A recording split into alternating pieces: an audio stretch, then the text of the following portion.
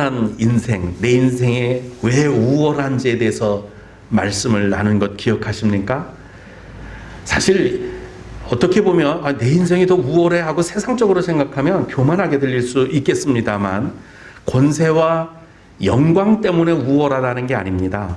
내가 지식이 많아서 내 인생이 우월하다는 뜻이 아니고요, 내가 남들보다 돈을 더 많이 벌었기 때문에 우월하다고 말하는 게 결코 아닙니다.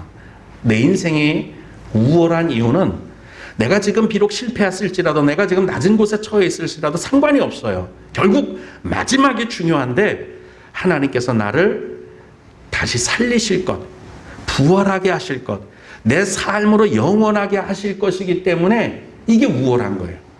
권투를 봐도요, 1라운드, 2라운드에 아무리 의도 터졌어도 3라운드 마지막 라운드에 한방 KO로 이기고 나면 그 사람이 이긴 거지, 내가 10대를 맞았는지 20대를 맞았는지, 내가 10번을 아팠는지 20번을 가난하게 지냈는지 서럽게 지냈는지, 인생 가운데 남들보다 좀 못 살았는지, 이거는 중요한 게 아니에요. 마지막 날 내가 부활을 하느냐, 내가 영원한 생명을 얻느냐, 이거로 그 사람이 승리했느냐 패배했느냐가 정해지는 것처럼, 그렇다면 내가 마지막 날 주님이 살리신다는 확신만 있다면, 믿음만 있다면, 이 믿음의 삶이 우월한 삶 아니겠어요?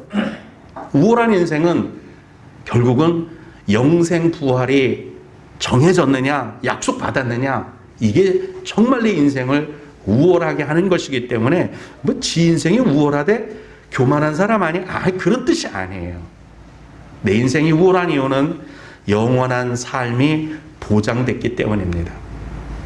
오늘은 그 우월한 인생에 이어서 끝까지 보장된 인생에 대해서 살펴보고자 합니다. 여러분과 내 삶 가운데 어떻게 보장을 하나님이 하셨는지를 살펴보기를 원하는 겁니다. 제가 중학교 때까지만 해도 아마 환갑잔치를 하는 것을 제가 본 것 같아요. 환갑이라고 해봤자 60입니다. 저도 4, 5년 후면 환갑잔치를 해야 되는데 아마 이게 팔순잔치도 요즘은 안 할 것으로 알고 있습니다. 웬만하면 90을 살기 때문에 아마 100세를 하셔야 마을잔치 해주고 면사무소에서 좀 어떻게 해줄까, 백수 하시지 않는 이상은 잔치를 기대하지도 마십시오. 그만큼 장수하는 시대가 되었단 말이에요. 따지고 보면은요, 90을 산다고 하더라도 부모 밑에서 20살까지 사니까 교육받는 인생이고요, 나머지 40년을 내가 열심히 일을 합니다. 그리고 나머지 30년을 노년으로 살아야 하는데, 나눠보면 절반을 노인으로 살아야 돼요. 저는 우리 어머님, 아버님이 우리 곁을 떠나면서 노인에 대해서, 내 인생에 대해서, 아니 우리 모든 사람들이 걸어가야 할 공통된 인생의 길이 있습니다. 그 길에서 어떻게 하면 그 인생의 의미가 무엇인지, 어떻게 하면 이 인생이 정말 복된 삶이 될 것인지 한번 되짚어 보면서 하나님의 은혜를 구했습니다.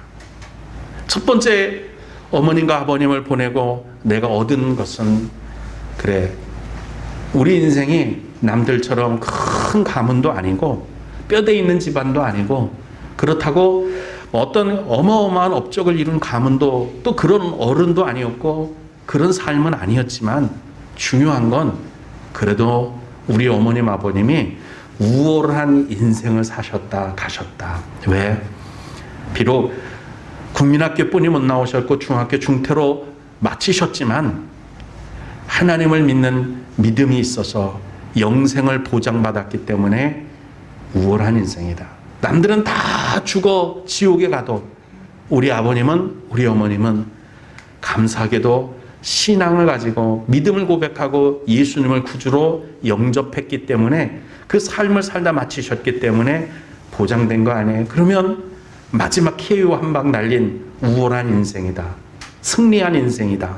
그리고 나서 지금 내가 살아가는 동안에 하나님의 은혜를 어떻게 구할까?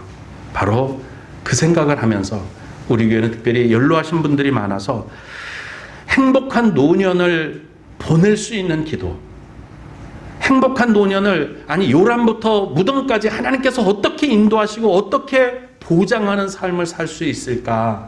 특히 노년을 하나님이 준비한 은혜로 살 수 있다면 우리 어르신들, 우리 교회에 연로하신 분들이 참 평안한 삶, 복된 삶, 기뻐하는 삶, 하루하루가 재미있고 즐거운 삶을 살 수 있겠다 싶어서 노년을 보장하는 하나님의 은혜에 대해서 집중해서 살펴보기를 원합니다. 오늘 말씀에는 태어나서 살아가는 과정 가운데 하나님께서 보장한 모든 내용이 다 들어있지만 그 중에서 노년에 대해서 하나님이 보장한 인생을 은혜로 나누고 싶습니다. 첫 번째는 찬송하면서 살 수 있는 노년이기를 소원합니다.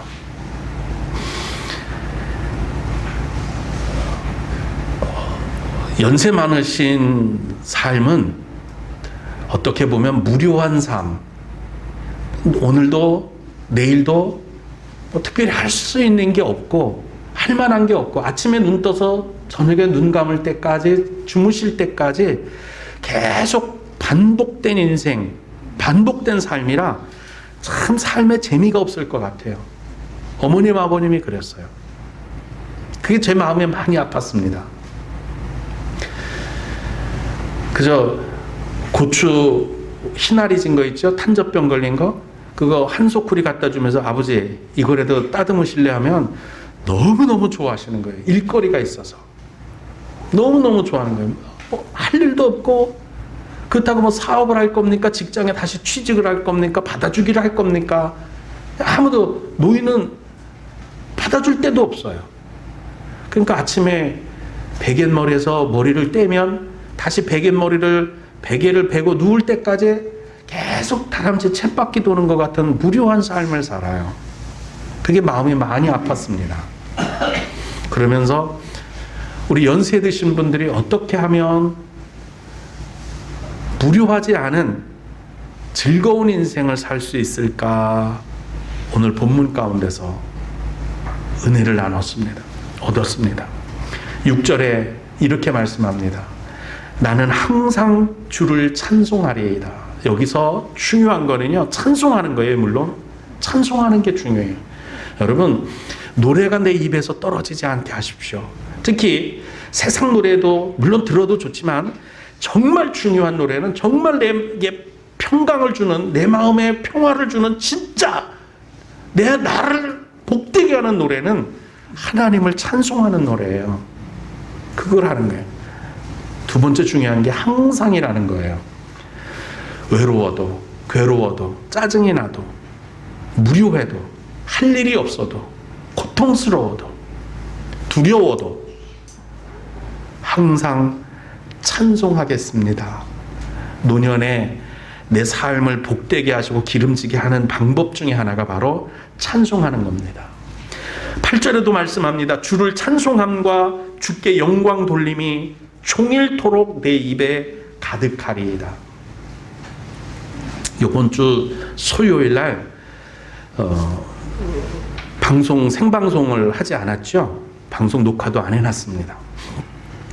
말씀이 길었거든요. 하지 말자 했어요. 그때 나눈 말씀 중에 이런 말씀을 나누었습니다. 왜 하나님은 당신만 찬송하라고 하지? 왜 영광은 자기에게만 돌리라 하고 왜 하나님은 당신만 예배하라고 하지? 하나님은 욕심쟁인가? 독선적인가? 자기만 하나? 하나님만 영광받겠다 하고 다른 사람들은 다른 데는 예배 드리지도 마라 하고 너무 욕심이 과하신 분 아닌가? 아니, 세상에 영광받을 만한 것, 찬송할 만한 것, 거룩한 게 왜 당신뿐인만인가? 얼마나 많아? 능력 있는 사람도 많고. 근데 왜 자기만 예배 드리래? 자기한테만 찬송하래? 궁금하지 않으셨어요? 다른 종교들은요, 심지어 이상하게 생긴 돌 하나에도 예배를 하고 비나이다 하고 그냥 흘러가는 물 한 종재기 떠놓고도 거기다가 예배 비나이다 정성 다하고 뭐하고 다 합니다. 근데 하나님은 그런 것들을 가르쳐서 그건 우상숭배야. 오직 나한테만 예배해. 나만 찬송해. 이렇게 말씀하시는데 왜 그러실까요? 왜 하나님만 찬송받으시기를 원하시고, 왜 하나님만 영광 받으시기를 원하시고, 모든 영광과 권세와 능력은 오직 나에게만 있다, 그렇게 찬송하라고 말씀할까요? 왜냐하면 당신만이 예배 받으시기에 물론 합당하신 것도 있지만 당신이 꼭 그걸 받아야만 맛이 아닌 거예요. 만약에 그 영광과 권세와 찬송을 누군가에게 사람이 가졌다고 생각해 보십시오. 어떤 일이 일어날까요?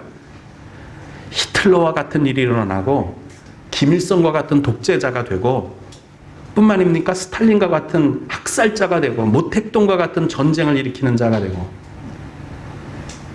아니, 우리 주변에 권세를 가진 사람들 생각해 보세요. 지식의 권세를 가진 사람들. 제가 이런 글을 언젠가 읽었어요.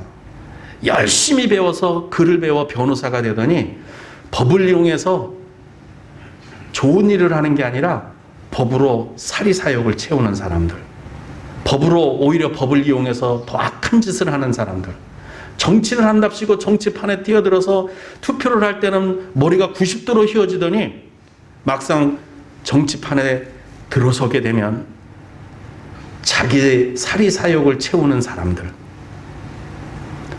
그 사람들에게 권세를 주고 영광을 주었더니 전쟁을 일으키는데, 범죄하는데, 악한 일을 하는데 쓰잖아요.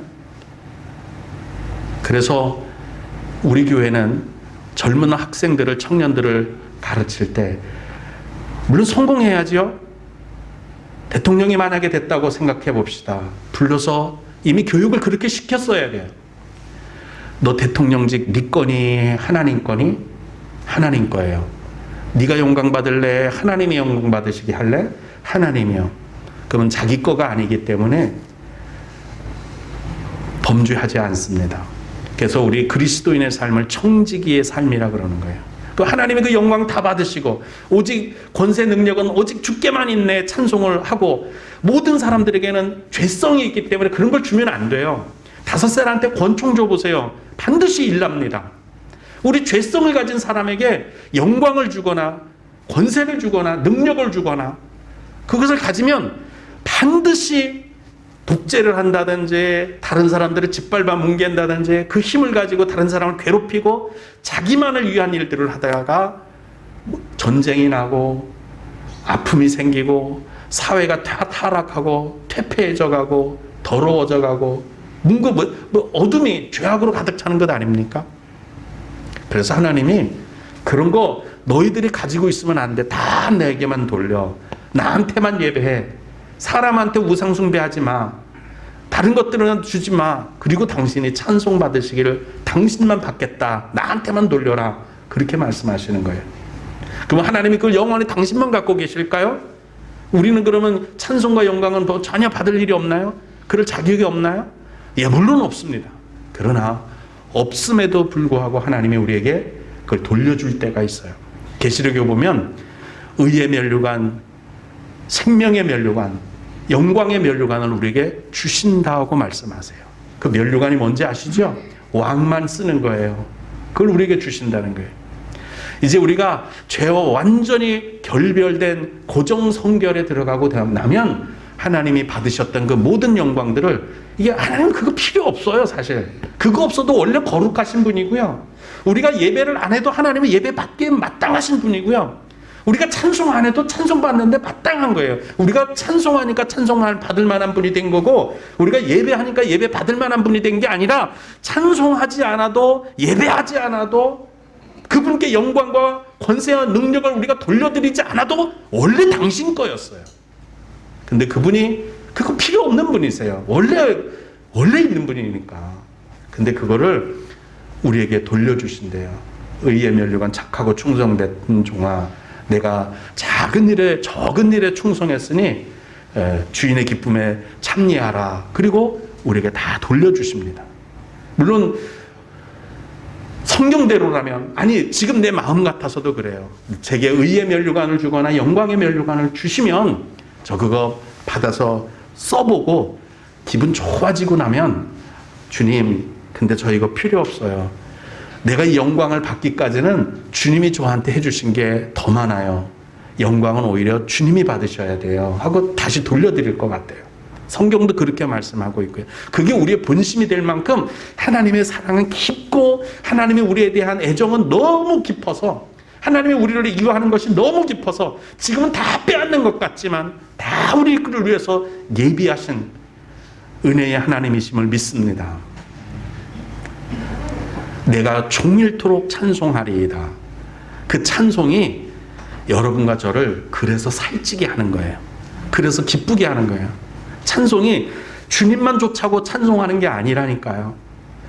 하나님만 영광받고 당신은 영광받아서 그냥 뭐 세상 말로 내가 나만 영광받으니까 그냥 뭐 헬렐레 이래서 찬송하라는 게 아니에요.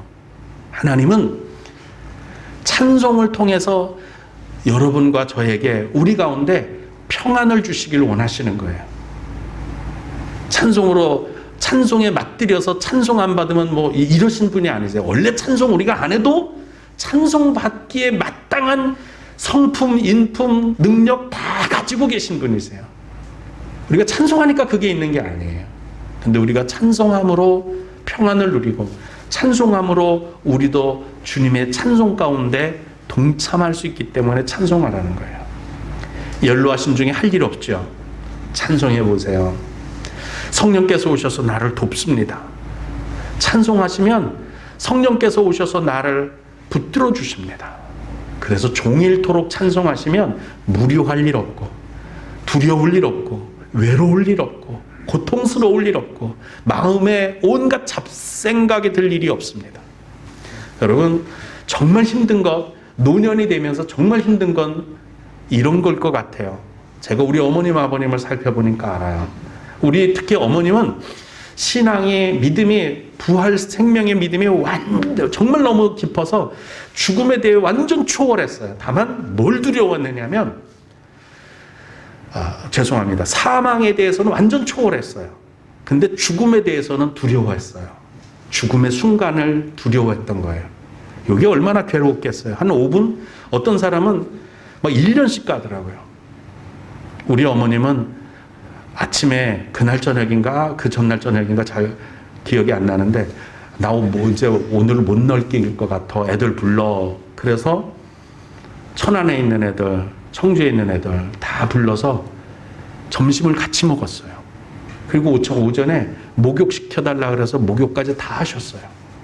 밥 먹고 그 다음에 2시인가 그때쯤에 간식까지 지금 그 간식이 뭔지 잘 기억이 안 나는데 간식까지 다 드셨어요. 막내 여동생이 간호사잖아요. 수간호사예요. 사람 죽기 전날부터 거의 저도 알아요. 신학교 다닐 때 임종 예배를 드려야 되니까 이렇게 손톱 보고, 입술 보고, 눈동자 보고, 허리 뒤에 보고 이렇게 알아보는 거를 가르쳐 줘요. 알아요. 근데 아무 이상이 없었어요. 그래서 막내도 여동생도 천안으로 떠났어요. 집에 간다고 갔어요. 그리고 한 2시 반, 3시쯤에 나 힘들다. 그리고선 저는 이제 교회로 또 일이 있으니까 올라오고, 우리 집사람 거기 남아 있었죠. 나 힘들다. 소파에 앉았다가 소로로 넘어져서 그냥 돌아가셨어요. 근데도 당신이 오늘 못 넘길 거라는 말을 그냥 여사로 우리는 들은 거죠. 집사람 전화를 받고 내려가서 인공호흡도 해보고 했는데 그냥 가만히 돌아가셨어요. 가던 여동생한테 전화해서, 야, 어머니 돌아가셨다, 차 돌려라. 병천에서 돌려서 다시 왔습니다. 연세 드신 분들, 우리 오래된 분들, 이제 연세가 많으신 분들의 근심과 걱정이 뭐냐면, 믿음이 있는 사람들은 사망에 대해서는 걱정이 없어요. 왜? 부활할 거니까. 근데 죽음의 목전은 두려워하더라고요. 제가 주사 맞는 게 두려운 것처럼 제가 침을 못 맞습니다. 얼마나 그게 두려운지, 이낙선 집사님이 저한테 침을 놔주려고 이게 뭐 부항 뜬다고는 그거면 막 자지러져서 놀래서 뭐 그러니까 나중에는 안 놔주시더라고요. 그게 그렇게 두려워요, 저는. 주사가. 그래서 침 맞는 데는 그런 아예 안 가요. 죽음에 대한 두려움, 죽음의 목전에 있는 연세 드신 분들의 두려움은 그런 거예요. 이런 두려움을 이겨낼 수 있는 방법이 뭡니까? 찬송이에요. 찬송하시면 됩니다. 종일토록 내가 찬송하고 주를 찬송한다. 나는 항상 소망을 품고 주를 더욱 찬송하리이다. 연세 드신 노년을 복되게 보장하는 방법 중에 하나가 찬송입니다. 찬송하시기를 권해드립니다. 두 번째는 하나님만 의지하며 노년을 보내시기 바랍니다. 혼자 사시는 분들이 점점점 많아져요. 아예 결혼을 안 해서 혼자 사는 젊은이들은 나중에 계속 이제 혼자 살겠죠. 이게 혼자 산다는 것에 대한 고통을 1년 4개월 동안 저희 아버님을 통해서 봤어요. 의지할 사람이 갑자기 사라지고 나니까 생각이 달라지더라고요. 나중에는 유치원생처럼 돼 버리셨어요. 마지막에는 완전히 애기 같아요. 애기. 우리 집사람을 마치 엄마 보듯이 절절절절 따라다니면서 그냥 우리 집사람이 해주는 것만 무조건 다 좋은 거예요. 애기가 되시더라고요. 근데 의지할 사람이 사실은 부부관계 속에서 남편과 아내만큼 의지가 될 사람은 없겠죠. 같이 살았는데도 아버님이 내려와서 외로우니까 내려오라는 거예요. 막 눈물이 그렁그렁 하더라고요. 야, 내려와라. 같이 살자. 얼마나 외로우시면. 그때 반은 화가 나셨고, 반은 서럽고, 반은 외롭고, 이런 것들이 눈에 가득한데 내려와서 같이 살아. 그렇게 하시는데 그때 그 모습을 잊지를 못해요. 손가락을 이래 떨면서 말하더라고요. 그게 화가 난 거예요. 엄마가 돌아가셨으면 내려와서 같이 살 거지 내가 이렇게 얘기할 때까지 안 내려오나? 이런 억울함, 서러움까지 막 포함이 돼서 막 이러면서 내려와서 같이 살지. 이러면 외롭고 서럽고 뭐 온갖 감정이 그 안에 다 들어있더라고요. 내려가서 같이 사는 동안에 우리한테 의지가 될 줄 알았는데요. 우리한테 의지가 되는 거는 단 1%도 안 되는 것 같더라고요. 여전히 외로워하시고 여전히 우시고 여전히 외롭고 의지할 곳 없어 하고 그러시더라고요. 여러분, 지금부터 방향을 조금 바꾸세요. 의지할 일을 자식에게로 하지 말고 하나님을 의지하는 삶으로 사세요. 소변줄을 꼽고 중환자실에서 나왔는데 우리 생각에는 집으로 모실 마음이 굴뚝 같지만 소변줄을 이게 전염인가 오염인가 되면 이게 장담을 못 한다는 거예요. 그래서 오시자마자 집에 하룻밤 있다가 요양원으로 가셨어요. 요양원 가는 그 눈은 자식 의지하고서 어떻게 집에 있어 보고 싶은데 나를 보내나? 그 외로움, 배신감? 이런 것들이 눈에 보여요. 나 집에 있을래. 이거예요. 근데 그게 내가 그렇게 하고 싶은데도 소변줄을 아직 메고 있고 전염되고 이게 안 되는 거예요. 그래서 1달 반을 있었어요. 소변줄을 뺐죠. 걷지도 못하던 분이 걷게 돼서 왔어요. 그러면 우리를 의지해서 다시 집에 왔으면 의지하고 살아야 되는데 의지가 또 우리가 안 되는 거예요. 근데다가 아버님은 우리도 힘든 게 대소변에 대한 감각이 없으니까 그냥 거실을 걸어 다니면서도 대소변을 줄줄줄 흘리면서 다니. 아버지 화장실 가셔야죠. 왜? 아니 대변을 자꾸 흘리고 다니시면 어떡해요? 이러고 인생에 연세가 드시고 나니까 벽에 대변치를 할 때까지 산다. 이게 얼마나 고통스러운 건지. 그러다 정신이 제대로 드시면 하시는 말씀이 나는 기계에 의지해서 살게 하지 말아라. 내 기계에 의지해서 내 연명하지 말아라. 그런데 한국병원에를 119에 의식을 잃어서 모시고 갔는데 이게 인공호흡기를 꽂아놓은 산소호흡기하고 인공호흡기하고는 개념이 다르더만요. 그때서야 알았어요. 이거는 죽어야 뽑을 수 있대요. 법적으로. 아니면 퇴원을 해야 건강하게 걸어 나가야 뽑을 수 있대요. 이거는 꽂아놓으면 6개월도 살고 1년도 사는 게 강제로 호흡을 시키니까 사는 거예요. 막 고통스러워서 어쩔 줄 몰라서 우리 아버지 이거 좀 뽑아주세요 하고 말을 했더니 막 저를 혼내켜요. 오히려 의사가. 간호사들이 나를 막 혼내켜. 나는 아버님이 아버지가 그렇게 고통스러워하는 걸 볼 수가 없었어요. 그래서 할 수 없이 여기 괴산 성모병원 원장이 김종성 집사님이 여기 제일교회 다니세요. 저랑 아주 각별해서 가면은 목사님 용돈 필요하시죠? 하고 뭐 이런 주머니에 넣어주시기도 하고 막 그러세요. 그리고 전화를 했어요. 우리 아버지 좀 어떻게 해주세요. 그랬더니 목사님 걱정하지 마세요. 우리가 알아서 불법은 행하지 않으면서 잘해서 모시고 있을게요. 그리고서 이를 모신 거예요. 의지하는 거를 제가 아버님 어머님에게 의지가 되고 싶어서 정말 애를 썼는데 의지가 되지를 않아요. 사람은 한계가 있더라고요. 여러분 지금부터 주님만 의지하십시오. 노년이 되셔서 죽음을 목전에 두시면 이게 점점 우리가 살아가는 날은 무덤으로 한 발짝씩 더 걸어가는 거 아니에요? 내 관에 들어가기 위해서 점점 더 한 발짝씩 더 가는 게 우리 인생이에요. 뭐 별거 없어요. 정말 헛거예요. 허망해요. 만약에 주님이 부활하도록 해주시지 않았다면 정말 인생은 허망한 거예요. 야, 이렇게 살다 가는 게 인생인가? 축사게 고생하고 정말 먹을 게 없어서 그렇게 애써가면서 자식들 길러서 이제 살만하면 돌아가실 때가 된 거예요. 이게 우리 인생이에요. 연세 드신 분들이 정말 해야 할 게 뭐냐면 주님을 의지하는 거예요. 왜? 주님 안에 소망이 있기 때문에. 부활의 소망이 있죠. 죽음의 목전에 그 두려움을 이길 수 있는 것은 하나님의 은혜 베푸셔야 되는 것 같아요.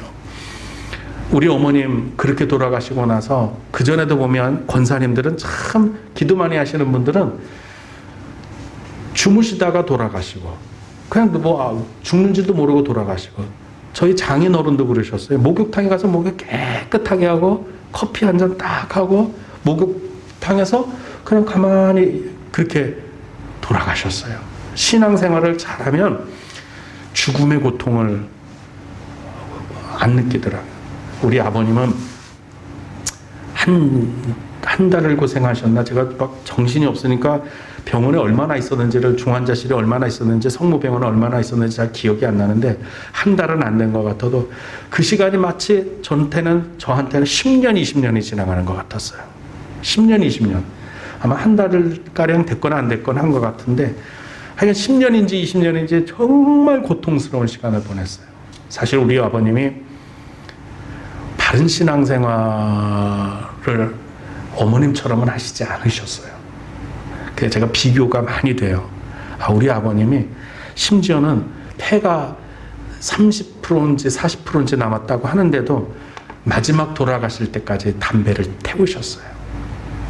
오죽하면 제가 마지막인데 그 고통스러워하니까 담배를 못 피우시면 안절부절을 하셔서